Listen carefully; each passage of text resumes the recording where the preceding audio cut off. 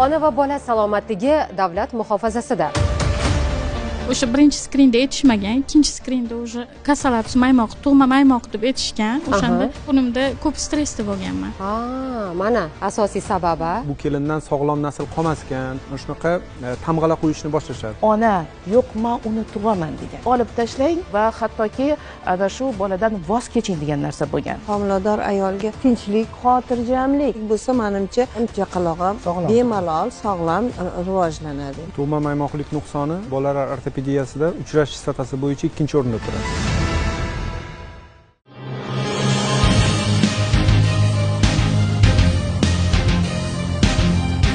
Assalomu alaykum. Yangi hayot ijtimoiy siyosiy tok-shousi efirda. Ona va bola salomatligi davlat muhofazasida. Bugun shu haqida gaplashamiz. Biz boshladik. Ona va bola salomatligini muhofaza qilish bu shunchaki tibbiyot yoki ijtimoiy masala emas, balki millat genofondi, jamiyat kelajagi va davlat taraqqiyotini belgilab beruvchi eng muhim mezonlardan biri.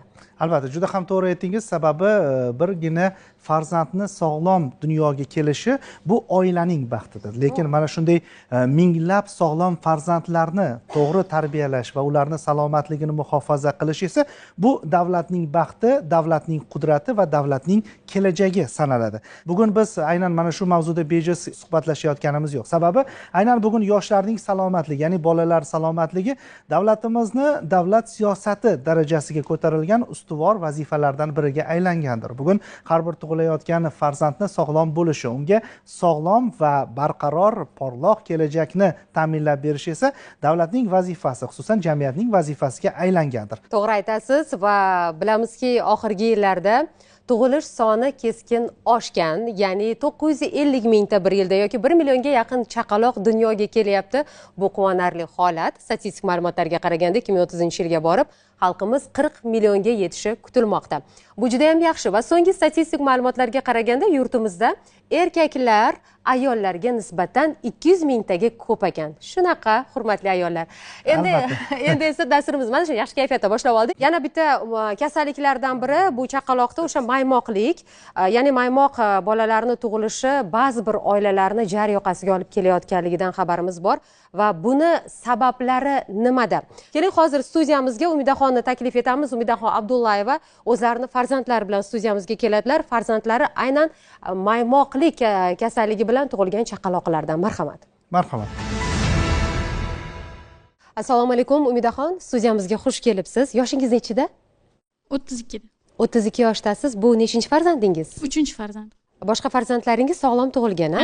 Sog'lom. 3-farzandingizda demak maymoqlik tashxisi qo'yilgan. Tug'ilishi bilan shu tashxisni qo'yishganmi? Skrinda aytishgan buni.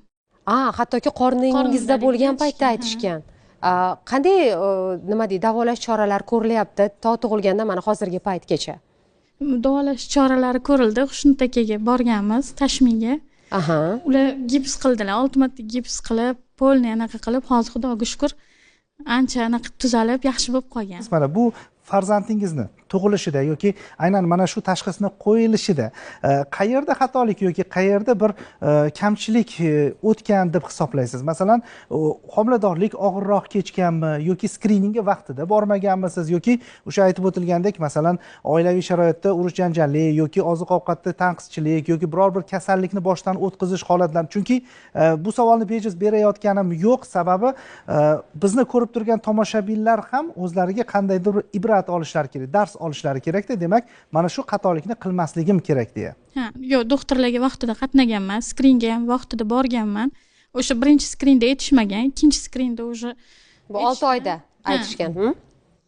Kasalaps maymoq, tug'ma maymoq deb aytishgan. O'shanda o'zi stressda yurganman. Bunimda ko'p stressda bo'lganman. Mana asosiy sababi. Ko'proq stressda bo'lganman. Uni eshitib battar anaqaga tushib qolganman. Nima uchun stressga tushgansiz? Qo'rqaman, bunaqa qanaqa bo'ladi, ishonmaganman. Boshida ko'p joyga borib ko'rganman skringa.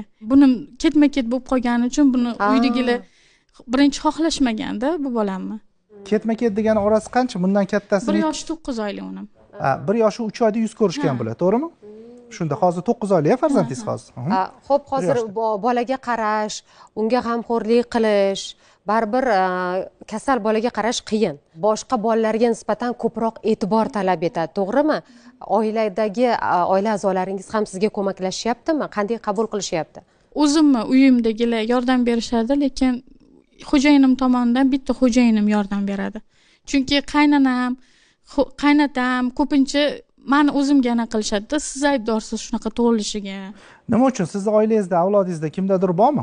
Shunaqa deb o'ylashadi, avlodingizda bo'lgan. Nimaga avlodda bo'lsa, bu gen suradimi? Yo'q, buni hozir mutaxassisimizga beradigan savolimiz, lekin avvaliga men oydinlik kiritmoqchiman. Shunaqa deb Ya'ni, men o'zim. lekin umr yo'ldoshingiz tarafdanchi? Mana masalan o'sha qaynanangiz, qaynatangiz, masalan, ularda tayanch harakat tizimida qandaydir bir nuqson bilan bo'lgan odamlar o'tganmi? Kimda? Bor, o'zi xo'jayinimning o'zlari ham 3-guruh nogironlar, oyoqlarida anaqa ko'ksartiroz, suyak yemirilishi. Unaqa qaynanam ham xuddi shunaqa ko'ksartiroz, bir oyog'i kaltaroq. Ha, tushundim. Unda nima uchun hamma aybni sizga qo'yishgan? Shuni tushunmaymiz-da, har doim mani ayblashadi-da. Siz noto'g'ri yotgandirsiz balki, siz noto'g'ri anaqa qilgandirsiz. Shuni homiladorligimda уже yetishganda, balki oldirib tashirsiz, bunaqa qanaqa qilasiz, qiynalasiz ertaga. O'sha paytda ular ham bilishgan, demak, bolangiz maymoq tug'ilishidan. Borganimda bilishgan. Ikkala bolangizni dunyoga keltirganingizda qaynotalar hammasi yaxshi qabul qilishardi, to'g'rimi? To mana shu chaqaloqni dunyoga keltirmaguningizcha. Qabul qilishgan, yaxshi. Hozir oila a'zolaringiz bilan, ya'ni turmush o'rtog'ingiz bilan birga yashaysizmi? Yashayman, ko'proq uyimda bo'laman, chunki xo'jayinim bitta o'zlari ham ishlab, ham menga qarasha olmaydilar. Shuning uchun qaynatangiz bilan birga yashamaysizmi? Yo'q, qaynatam alohida yashashadi, kelib anaqa qilishmaydi-da, bizga yordam qarashmaydi. Ikkita bolani taqdirichi, buni akasi, opasi, opalari bor. Opalari, ular kim bilan? Ular bog'chada bittasi o'zim. Siz bilan? Tushunarli. Sizni bu yerda davolayotgan shifokoringiz ham bor ekan. Sizga yana savollarimiz bor. Xushnud aka, assalomu alaykum. Assalomu alaykum. Xush kelibsiz. Bugungi kunda mana shu maymoq tashxisi bilan tug'ilayotgan chaqaloqlarni davolash bilan shug'ullanayotgan ekansiz. Bular ham sizni o'sha bemoringiz ekanlar. Boshida demak skriningda aniq bo'lar ekan bu kasallik. Va undan keyin buni davosi bormi?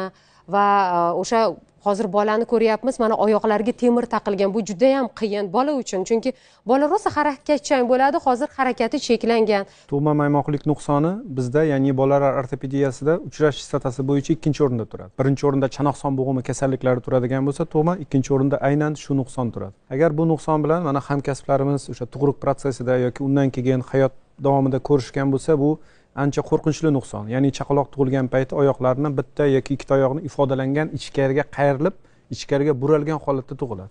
Agar bu skriningda aniqlanmasa, ota-ona bu to'g'risida ma'lumotga ega bo'lmasa, ilk ko'rgan zahoti yengil shokni his qiladi ona. Bu bolani taqdiri nima bo'ladi, tuzaladimi, tuzalmaydimi va yana ko'plab savollar bilan o'zini fikrini chulg'ab oladi bu muammolar. Keyinchalik afsuski bu dard yetmaganday, ya'ni maymoqlik faqat tibbiy muammo emas, balkim ijtimoiy muammo sanaladi. Oiladagi tushunmovchiliklar, ayrim oilalardagi tushunmovchiliklar paydo bo'lishni boshlaydi. Mana bemorimiz aytib o'tganday, oilada o'sha agar yosh kelin birinchi farzand bo'ladigan bo'lsa, qaynona tomonidan bu qizdan, bu kelindan sog'lom nasl qolmas ekan yoki juda qo'pol qilib aytganda tagi past oila ekan, shunaqa nogiron tug'ar ekan va hokazo ko'plab shunaqa tamg'ala qo'yishni boshlashadi. Hattoki afsuski bizni tajribamizda bu holat ajrimlargacha borgan vaziyatlar bo'lgan. Hozir shuni hammaga, jumladan teletomoshabinlarga aytib o'tmoqchimanki, bunday farzand, ya'ni tug'ma maymoqlik bilan tug'ilishda, dunyoga kelishida na onani na otani aybi bor. Bu kasallik idiopatik kasalliklar qatoriga kiradi. Ya'ni idiopatik degani sababi hozirgacha butun dunyoda o'rganilmagan, aniqlanmagan nuqson sanaladi. Endi hozir buni ustida ishlanyapti, izlanishlar olib borilyapti, lekin aniq sababi noma'lum. Yoki teskari holat ham bo'ladi. Ya'ni aytaylik, agar o'sha kuyov tomonimiz moliyaviy jihatdan pastroq oila bo'lib, kelin tomon yuqori lavozimliroq oila bo'ladigan bo'lsa, naborat kuyov tomonga hujum qilinadi. Shu aytuvdim, o'sha tagi past kuyovga oila qurmagin deb, mana shuni orqasidan nogiron tug'ding deb. O'sha muhtaram teletomoshabinlar inobatga olinglar, bu nuqson sababi hozircha sababi noma'lum. Lekin umumiy tug'ma nuqsonlarni oldini olish kerak bo'ladigan hamma profilaktik chora-tadbirlar ko'rilishi kerak.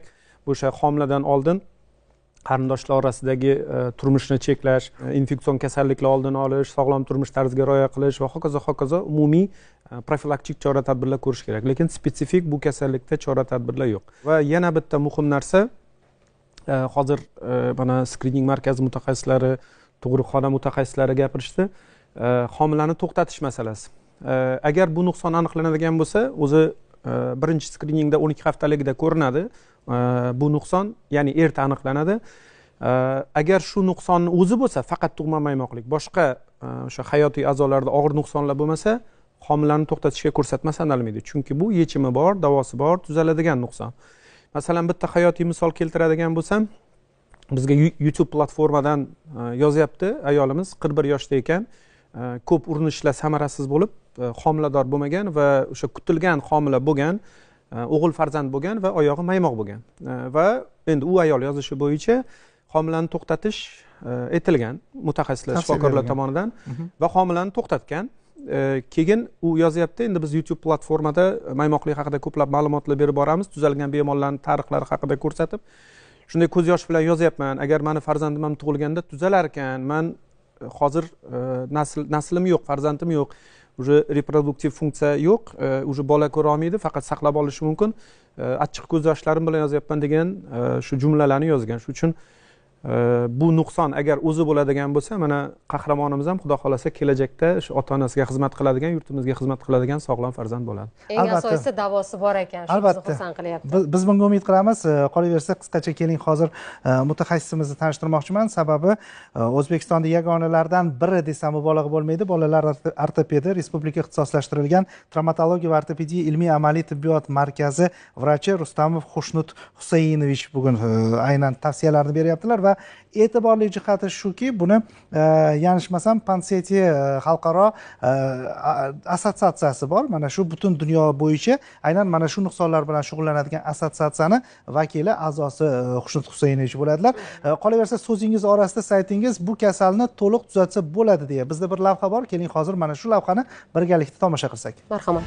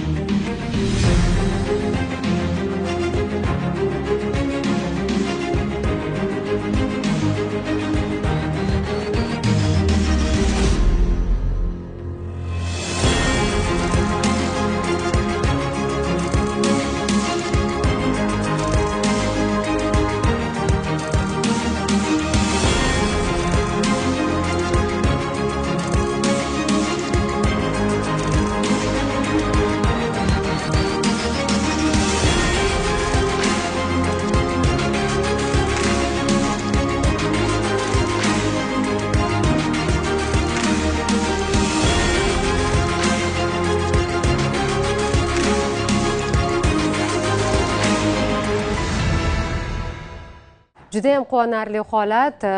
Mo'jizani o'zginasi. To'g'risi, men birinchi marta ko'rishim, qarsak chalishimiz kerak shifokorlarga va albatta bugun mana shunday tibbiyotni rivojlanganligiga.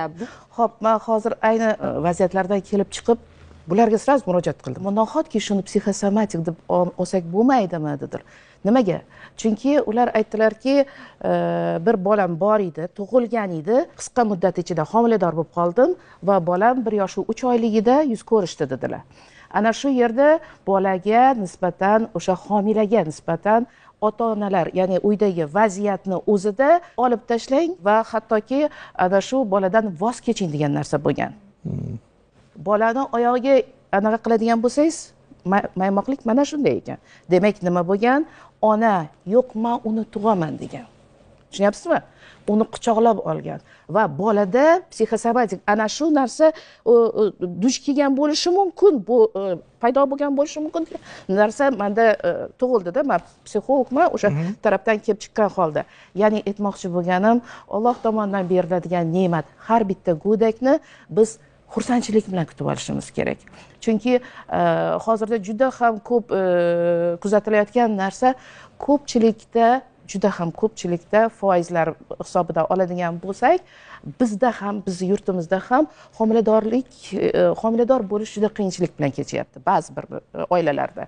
O'shaning uchun oliy ne'matni qabul qilishda xursandchilik bo'ladigan bo'lsa, balki shu ish bo'lmasmidi degan narsa bor. Hozir eslayaptilar, stressga tushmaslik kerak. Buni haqida Erkin Vohidov bir necha yil avval asablar degan she'r yozib ketganlar. Homilador ayolga iloji boricha e'tibor ko'proq bo'lsa, o'sha tinchlik, xotirjamlik, ko'ngil xotirjamlik, ichki xotirjamlik bo'lsa, menimcha chaqaloq ham bemalol sog'lom rivojlanadi. Bu eski kasallik. Ming yillar oldin bo'lgan, hozir ham bor. Ming afsus, bundan keyin ham bunaqa nuqsonli bolachalar tug'iladi. Eski kasallik ekanki, buni davolash usullari ham juda ham ko'p. Buni ikkita katta guruhga bo'lish mumkin. Operatsiyasiz davolash usuli va operatsiya bilan davolash usullari. Ya'ni jarrohlik yo'li bilan davolash usullari. Endi oldingi eski usullar bor. Ularning samaradorligi, davomiyligi, natijalari hozirgi zamonaviy usullarga qaraganda ancha past bo'lgan. Hozirgi zamonaviy tibbiyot bu nuqsonni qisqa muddatda 1,5-2 oy ichida to'liq tuzatish imkonini beradi. Hozir chaqaloqni ko'rdik, juda qisqa muddatda hali oyoqchalari shunaqa kichkina turibdi. Men o'ylagandim, nechidir yoshga kirgandan keyin tuzaladi deb o'ylagandim. Aniqlik kiritaylik, bu yerda jarrohlik aralashuvi bo'ladimi yoki bo'lmaydimi? Hozirgi terapiya jarrohlik amaliyotisiz, kaminvaziv usul bilan, o'sha Pansetti usuli bilan bunaqa nuqsondan bemorlar xalos bo'ladi. Bemorlar yurib keta oladi, bola o'zini yoshiga yetgan. Agar endi bizda katta yoshli bemorlarimiz ham bor. Agar ularni ko'rsangiz, ularni sog'lom farzandlardan, sog'lom bemorlardan ajrata olmaysiz. Juda ham zo'r gapni gapirdingiz. Ya'ni aynan bolada mana shunday nuqson bor ekan deb skrining tekshiruvidan keyin voz kechish kerak emas. Homiladorlikni agar bitta dona shu nuqsonni o'zi bo'ladigan bo'lsa, demak davom ettirganlik ma'qul ish degan gapni aytdingiz. Men Umidaxon to'g'ri ish qilganligingiz bilan sizni chin dildan yana qutlayman. Yana niyat bildiramanki, kelgusida bu farzandingiz haqiqatan jamiyatimizda nafaqat o'z oilasi uchun, balki mana shu jamiyat uchun, vatan uchun xizmat qiladigan farzandlardan biri bo'ladi. Maza qilib mana uxlayaptilar. Albatta. Juda ham sokin, hech ko'staydi. Umida, bugun siz mana keldingiz. O'zingiz mana shu bizni ko'rib turgan onalarga yoki mana shunday nuqson bilan to'qnashganlarga nima degan bo'lardingiz? Kim nima deyishidan qat'iy nazar hech qachon boladan voz kechish kerak emas. Men shunaqa, chunki men o'zimga ham doktorlar aytgan, skrinda tushganimda aytgan, nuqson bilan tug'ilar ekan, o'ylab ko'ring, tug'ish-tug'mas. Men o'shanda qat'iy turgan. Bu Alloh bergan ne'mat. Buni men bilmayman, hech qachon meni qildira olmasdim, oldira olmasdim buni. Men hozir o'zim qaynopalarim bundan anaqa qilishadi-da, ko'targisi kelmaydi.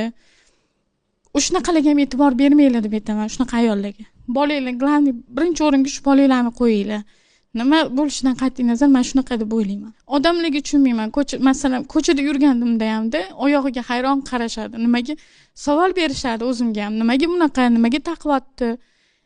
Javob beraman bir xilgilarga javob bergim kelmaydi. Qanaqadir shunaqa gaplarga qarash kerak emas deb o'ylayman ona. Bolasi men anaqa qilganda ham Xudo xolasa mana Allohga shukr deyman. Xushnud akamga ham kattakon rahmat deyman. Shunchalik bolamni zo'r qilib oyoqlarini anaqa qilib berdilar. Lekin sizning sabr toqatingiz ham ko'p narsani hal qiladi. Oilaviy hayotingiz bolangizning oyog'i tuzalgandan keyin iziga tushib ketdimi? Xudoga shukr, yaxshi-yu, baribir xo'jayinim bilan yaxshi hozir. Faqat eng muhimi shu. Albatta farzandingiz kelgusida futbolchi bo'lsin. Yaxshi niyat bildiramiz, albatta. O'sha g'alati ko'z bilan qaraganlar kelgusida sizni farzandingizni rus tilida fanat deydi, ya'ni oshig'i bo'lsin, uning uchun ovoz berilsin, rasmini to'plashsin va albatta siz ham eng baxtli onalar qatorida umr kechirishingizni tilab qolardik. Bugun rahmat. Kelganingiz uchun rahmat.